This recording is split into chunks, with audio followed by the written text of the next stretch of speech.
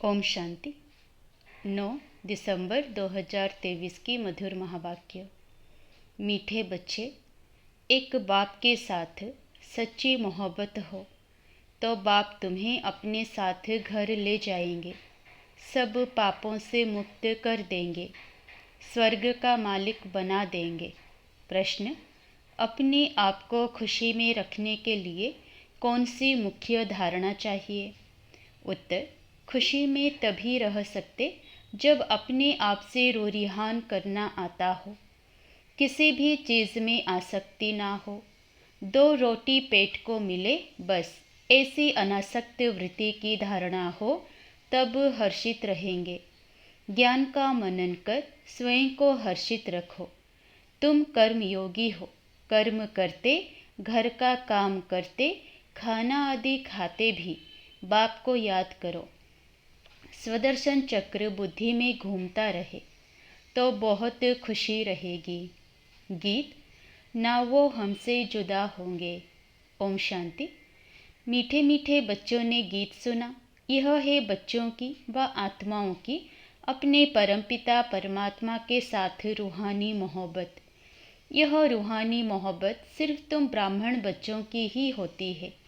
तुम अपने को आत्मा निश्चय करते हो, परंतु जब कहते हैं कि आत्मा सो परमात्मा, तो आत्मा किसके साथ मोहब्बत रखे? मोहब्बत होती है बच्चों की बाप के साथ। बाप की मोहब्बत नहीं होती है। अभी तुम समझते हो हम आत्माएं अपने परमपिता परमात्मा के साथ मोहब्बत जोड़ रही है। यह मोहब्बत ही तुमको साथ ले जाती है। तुम रूहानी मोहब्बत बाप के साथ रखते हो तो तकलीफ भी सहन करनी पड़ती है। सारी दुनिया घर के भांति आदि सब दुश्मन बन जाते हैं। बच्चों को समझाया है कि पतित पावनी गंगा नहीं है। मनुष्य पावन होने के ख्याल से गंगा व जमुना के तट पर हरिद्वार काशी में जाकर बैठते हैं। मुख्य स्थान यह 2 है। कहते हैं, हे पतित पावनी गंगा। अब वह गंगा तो सुनती ही नहीं। सुनने वाला एक पतित पावन बाप ही है। अभी तुम उस बाप के सम्मुख बैठे हो। बाप बतला रहे हैं तुम पावन कैसे बनोगे। पानी की गंगा थोड़े ही कहती है मामेकम याद करने से तुम्हारे विकर्म विनाश होंगे। बाप कहते हैं, मैं प्रतिज्ञा करता हूँ, अगर तुम मुझ बाप को याद करेंगे तो तुम्हारे विकर्म विनाश होंगे। गारंटी देते हैं। गंगा तो गारंटी दे ना सके। जैसे मनुष्य रावण को वर्ष वर्ष जलाते आए हैं, परंतु रावण मरता ही नहीं है, वैसे गंगा में स्नान भी जन्म जन्मांतर करते आए हैं, परंतु पतित से पावन कोई बनते ही नहीं। फिर स्नान करने जाते रहते हैं। एक बार पावन बने तो फिर क्यों जाते हैं स्नान करने? कितने मेले लगते हैं, उनको कोई आत्मा परमात्मा का संगम नहीं कहेंगे। भक्ति मार्ग में भीड़ लगती है मेले पर। अभी तुम बाप के साथ बुद्धियोग लगाते हो। तुम जानते हो हम आत्माएं आशिक बनी है। आत्मा ही भगवान को याद करती है शरीर द्वारा। बाप कहते हैं, मैं भी इस शरीर द्वारा तुमको पढ़ा रहा हूँ, इसलिए हमेशा बाबा को याद करते रहो। बाबा कहने से स्वर्ग जरूर याद आएगा और अपना मुक्ति धाम घर भी याद आएगा। मुक्ति को निर्वाण धाम भी कहते हैं। यह है साकारी दुनिया। जब तक आत्माएं यहाँ ना आए तो साकारी दुनिया कैसे बढ़े? आत्माएं निराकारी दुनिया से आती है। मनुष्य सृष्टि बढ़ती जाती है। कोई समझते हैं नेचुरल बढ़ती रहती है। तुम जानते हो आत्माएं यहाँ आती है, वृद्धि को पाती रहती है। बच्चों को मालूम हुआ है कि स्वीट होम शांति धाम है। शांति को बहुत लोग पसंद करते हैं। तुम जानते हो शांति धाम तो हमारा स्वीट गॉड फादरली होम है। भारतवासी विलायत से लौटते हैं तो कहते हैं हम अपने स्वीट होम भारत में जाते हैं। जहाँ जन्म लेते हैं वह देश प्यारा लगता है। कहते हैं हमको स्वीट होम भारत में ले चलो। अच्छा, समझो मर जाते हैं, आत्मा तो चली गई, फिर शरीर को यहाँ ले आकर खत्म करते हैं। समझते हैं भारत की मिट्टी भारत में ही जाए। नेहरू ने शरीर छोड़ा तो उनकी राख देखो कहाँ कहाँ ले गए, खेतों में गिराई। समझते हैं खेती अच्छी होगी, परंतु हर चीज़ को वह कितना भी मान दे, पुरानी तो ज़रूर होनी है। कितनी तकलीफ सहन कर रहे हैं। बाप का पता नहीं है, तुम बाप को जानकर बाप से वर्षा ले रहे हो। तो दिल होती है मित्र संबंधियों आदि को भी स्वर्गवासी बनाएं। किसको तुम कहो स्वर्गवासी बनो तो कहेंगे तुम मारने चाहते हो क्या? तुम बच्चे जानते हो श्रीमत पर हम श्रेष्ठ स्वर्गवासी बन रहे हैं। देही अभिमानी बनने में बड़ी मेहनत लगती है। घड़ी घड़ी देह अभिमान में आकर बाप को भूल जाते हो। अभी तुम सम्मुख बैठे हो, जानते हो हम अपने परमपिता परमात्मा पास आए हैं। बाबा कहते हैं आगे कभी मिले थे?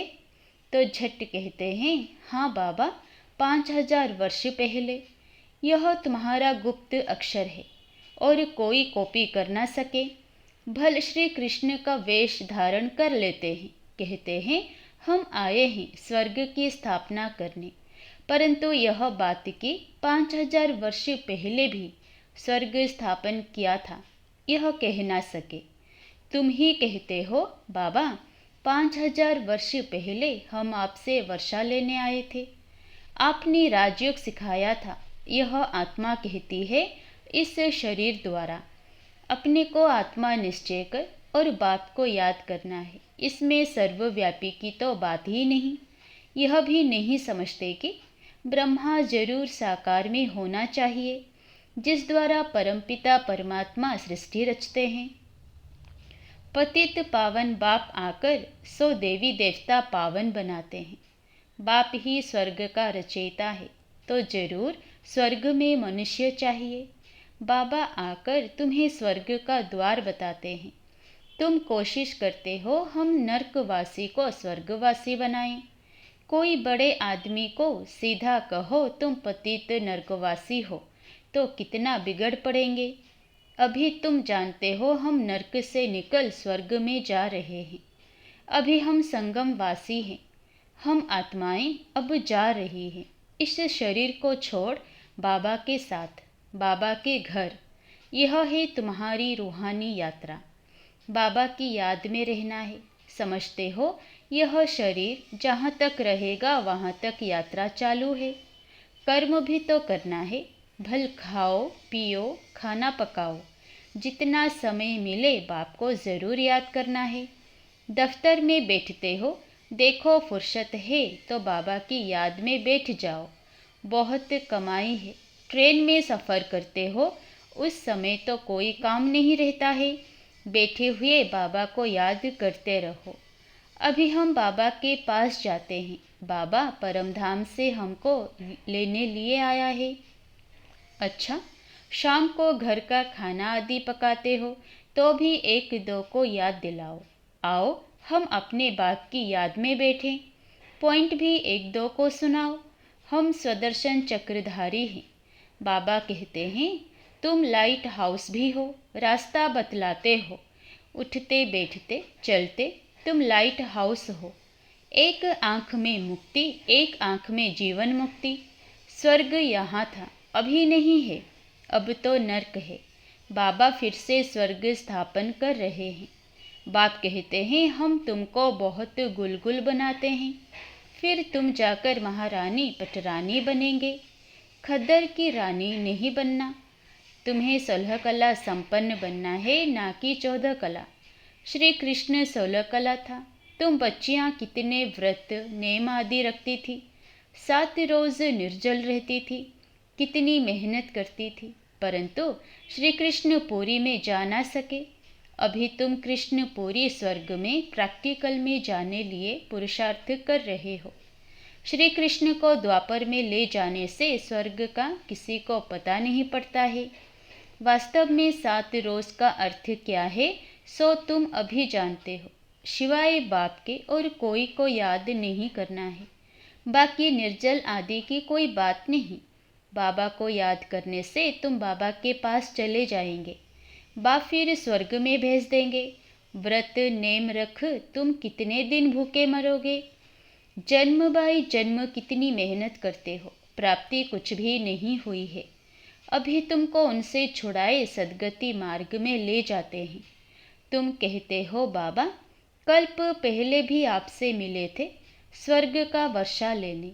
बाप कहते हैं कदम कदम पर राय लेते रहो, सब हिसाब किताब पूछो, बाबा राय देते रहेंगे। भल तुम अपना धंधा धोरी आदि करते रहो, फिर भी बाबा राय देते रहेंगे। देखेंगे यह बहुत धंधे में घुस पड़े हैं तो राय देंगे, क्यों इतना माथा मारते हो, कितना समय तुम जिएंगे।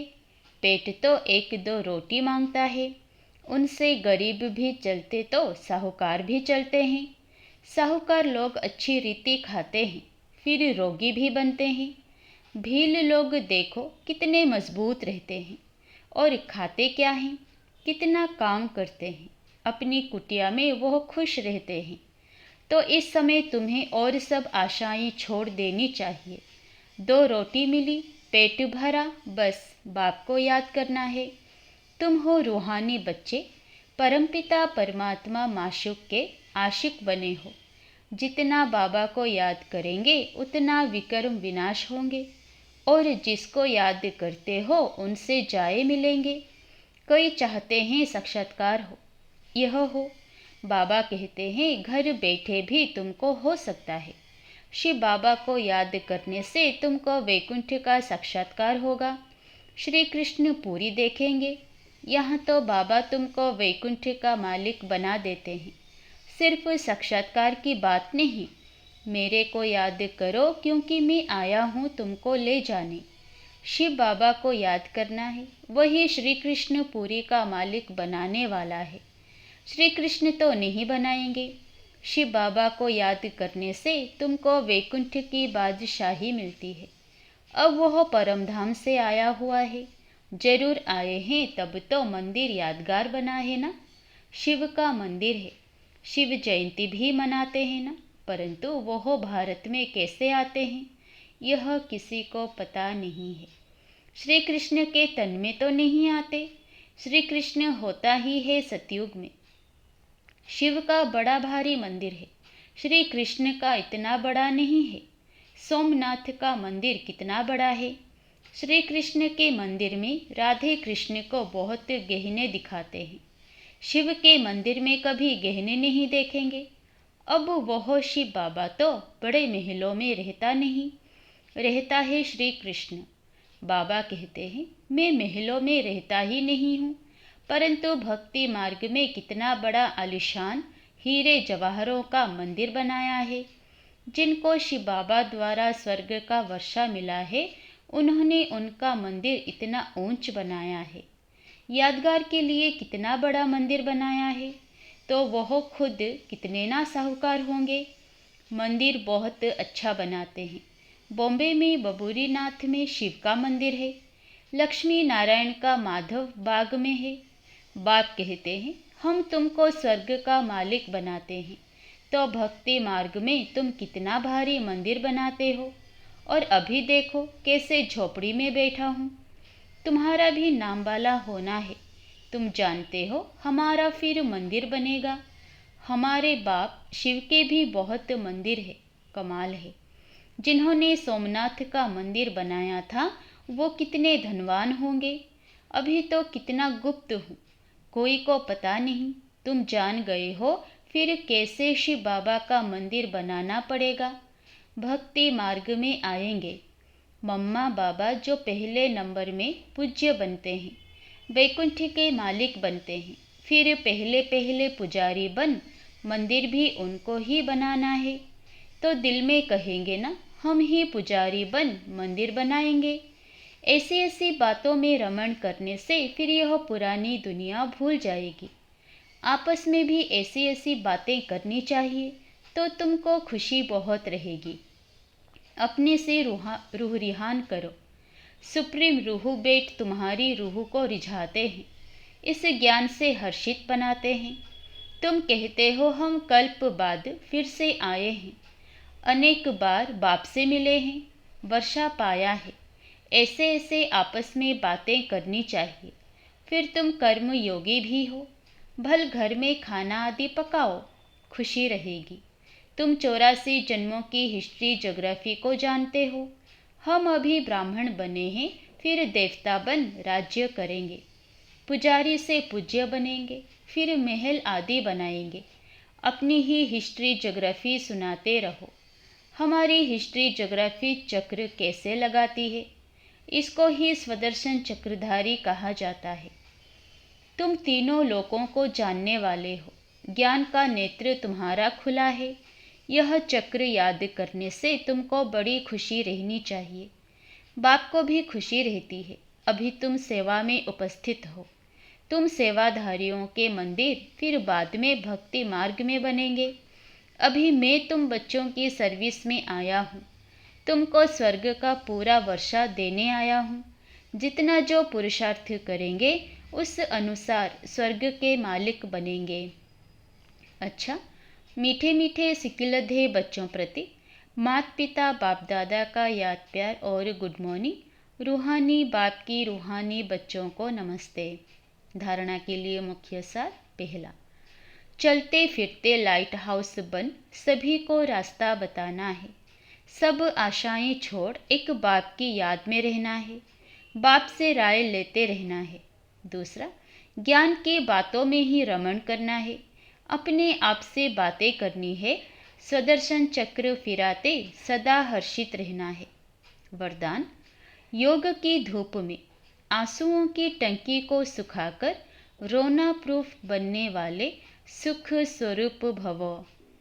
योग की धूप में आंसुओं की टंकी को सुखाकर रोना प्रूफ बनने वाले सुख स्वरूप भव। कई बच्चे कहते हैं कि फलाना दुख देता है इसलिए रोना आता है, लेकिन वो देते हैं, आप लेते क्यों हो? उनका काम है देना, आप लो ही नहीं। परमात्मा के बच्चे कभी रो नहीं सकते। रोना बंद। ना आँखों का रोना, ना मन का रोना। जहाँ खुशी होगी वहाँ रोना नहीं होगा।